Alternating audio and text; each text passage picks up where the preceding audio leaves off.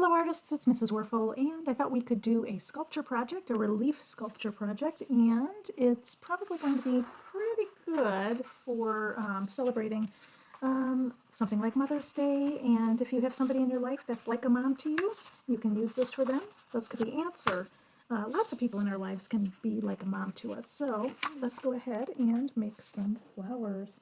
I think I've got a variety of colors here. I might want a blue also. And so there we go. I'm going to use blue. Now you use whatever colors you want. I'm just using what I have here. So I'm going to take a piece of paper and fold it in half. This is construction paper, and it's 9 inches by 12 inches. It comes in the pack for $1 or $2. I don't know how much it was, but not much money at Michael's. And try to get the kind that's acid-free. They have it at Michael's, Walmart. All the stores have construction paper. So I've got a piece folded in half because we can make this a card. So you'll write your message on the inside of that card. And you can turn your piece this way if you want, make it go into the landscape shape. That might be quite nice. Or vertical. I think I'll do that because my camera is set up that way. And I said it's going to be a relief sculpture. And let me talk to you about sculpture. This is a three-dimensional sculpture in the round. We can see all the way around and above in all directions on this piece. This one here is a relief sculpture. It is three-dimensional, but it's only barely third dimension. It's very thin, and in fact, the artist did not even finish the back. It's meant to be viewed only from the front. So while it has depth, you can see these beads have tapered the form so that it bumps in and out, and there's overlapping parts. So it has depth. It's about 1 centimeter deep, but it is meant to be viewed only from the front. So that's what we'll make with our card. Cards are perfect for that. So I am going to take my paper. So for this project you need construction paper and you need glue, and I'm going to use stick glue and some scissors, and I am going to cut a stem, and I think I'll do 2 flowers based on how much size I have here, but you can do more. So I'm just cutting a couple strips for stems, and I'm going to lay those out on my paper. And those are longer than I need, so let's cut them down a little shorter and maybe make them a couple different heights. We'll see. I still might change them again. There's 2. Put these little papers to the side, and I think I'll cut some leaves. My leaves can be, should I be fancy? Yeah, we'll do 3-dimensional leaves. So I'm just going to cut.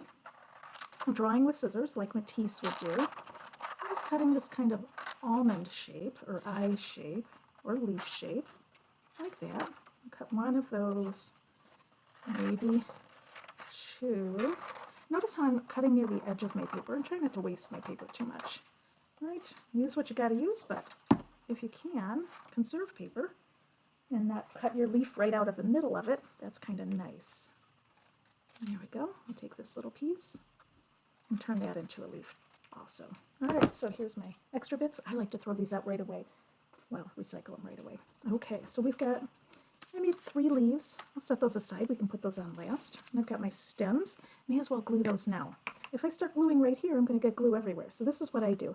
I take scrap paper out of my recycle bin. And let's pull these guys up. And this could be junk mail or any kind of paper. This I got wet with my painting, so. And I hold on to one side and I swipe away. I don't go back and forth because if I come back this way, this paper will bend and curl up and get torn. So I kind of work from one side, swipe away, hold it down, and then pull this side. Right? So I get a nice coating of glue on there. I'm going to let that sit for a minute. Use my fingernail. If you have fingernails, it really helps. Rub your finger to get that glue off, and then do the other one. Like that. And you can see all the messy glue stuff ends up on the background paper. I have to put my cap on so my glue doesn't dry out.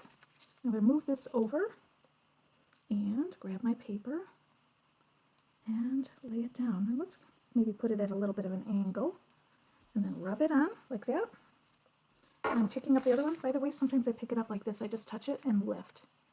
And I touch the other side. This helps keep my fingers pretty clean. Okay, let's go down here.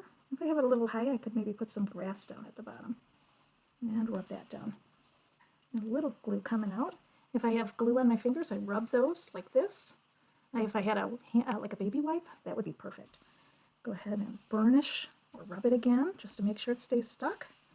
And then I'm going to set this aside and put it with my leaves.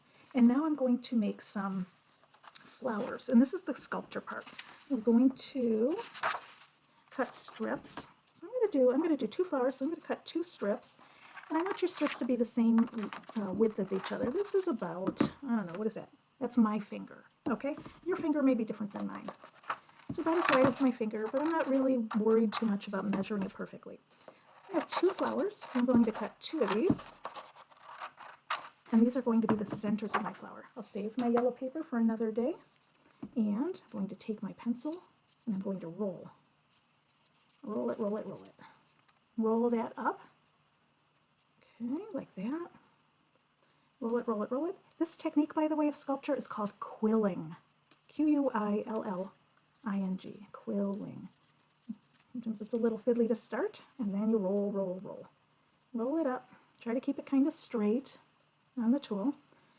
And sometimes people make beads like this. They'll glue that and then let it dry and slide it off, and it'll be a bead. And you can make a necklace like that. But I'm going to let them open up into these beautiful coils, which will be the centers of my flowers. Setting that aside, now I can make my flowers, and I'll need 1, 2, 3, 4, 5, 6. 6 strips for my other flowers. I'll do let's see, what color do I want? I think I'll do a pink one and a red one. So I'm going to set my purple aside. And, oh, you know what? Purple and yellow would be really gorgeous together because they're complementary colors. So I'm going to do the purple, actually. Purple and red. And I need 6 strips. I'm going to stack these up and cut them together, right? Why not? So there's 1, 2. Is that noisy on my microphone? 3, 4. And again, these are about as wide as my finger, but look, I'm not measuring. I didn't draw it. I'm just going for it, okay? So some will be a little skinnier than the others. 5 and 6. And I'm going to curl up 1 set of these while you're watching, and I'll save the other set for off camera. So let's see, purple. I'm going to curl up all 6 of my purples, same way as I did the center of my flower. Broom, broom, broom. Roll it up. And pinch it while you're going, like that. Gotta make sound effects. There's 1. I'll save the red for off camera. And I'll do my others. And you can see when I set them down on the paper that they stand up in a coil, right? So you can probably already guess what I'm going to do here. And it looks like my cat has decided to wake up. He's been very busy today. He's older. He's 17 years old. And he sleeps most of the day, but some days he's really busy, and today's one of those days. He's hearing me talk to you, and he thinks I'm talking to him, so he wants to know what's going on. So he might come by and visit us. We'll see. His name is Snickers, and he is super. He's a really great cat. Very fun. All right, so we've got 1, 2, 3, 4, and 5, 6. Rolling this guy up. And you can make a bunch of these. I would sit down and make a whole bunch of these and then start building flowers. And you might, if you have fancy construction paper, oh, you might have fun blending your own colors. Like maybe you have more than 1 purple to pick from. If I had more than 1 purple, I would probably put some light and dark purple on the same flower to make it kind of 3D in shadowing too. So my friends who are learning about form in art, we are talking about 3-dimensional form here. This will be a relief sculpture, right? All right, so there's 1, 2, 3, 4, 5, 6 of these. Kind of pat them down. And let's look at the leaves. We can make the leaves 3D by going like this. We can kind of push them down like that, sort of like a taco. There we go. And you can even curl it a little bit. And we'll glue it right there, just on that tip, right? And we can let this part stand up. Let's do it with the other ones. So make a taco and even curl it a little bit. Fingernails are handy for this. Then open it up and pinch a flat spot for the glue. All right, so I'll do those 2. I'll save this one for, I'll put that one down there later. All right, so my purple flower is going on top, and I'm going to arrange these in a circle. I'll do the leaves after. All right, so starting with the glue stick. And I'll take one of my circles. Now, this is going to be kind of tough on the glue stick. I'm going to hold it like this, and I'm going to go doop, doop, doop, like that. And I'm going to get it sticky on one side, like that. And make sure that all the edges are covered, and then go ahead and place that. And you'll have to push a little. Okay, and hold it down. Once you put it down and push, don't move it around. Don't kind of slide it around, but just let it get its placement right there like that. And then let's do all the other ones in a circle around it. Hold that edge. And then you could put a little on a side here so that it can touch like that. And it can touch the center of the flower that's already down there. So you can see, ooh, it's kind of messy, right? Get that on the edges and a little on the side and come in and touch. And you'll get a little bit of glue around the base, and that's okay. Now we started off with 6 of these, but you might need more, depending on how tight your little coils are. And go around. And if you need a 7th or an 8th spiral to fill out your shape, go ahead and do that. Put a little glue there to touch back, like that. I think mine's going to fit. I probably would have room for a 7th. There we go. So work your way around your picture, and at the end of this video, I'm not going to finish the whole thing on camera, because I know you're eager to get started on yours. But off camera, ooh, 1, 2, 3, 4, 5, 6. I could use another one, don't you think, right there? So I'll make myself another one, and you can see, once it's dry, you gotta let it dry. Oh, there's my, gotta get it all the way dry before you move it. But once those are all in, you'll have a beautiful card, which will not fit in an envelope, right? Let's put some glue on the bottom here where I folded. Let's do that, like that. This one like this. You can arrange those how you like. I think I'll make this one go off to the side so I have room for my flower up there.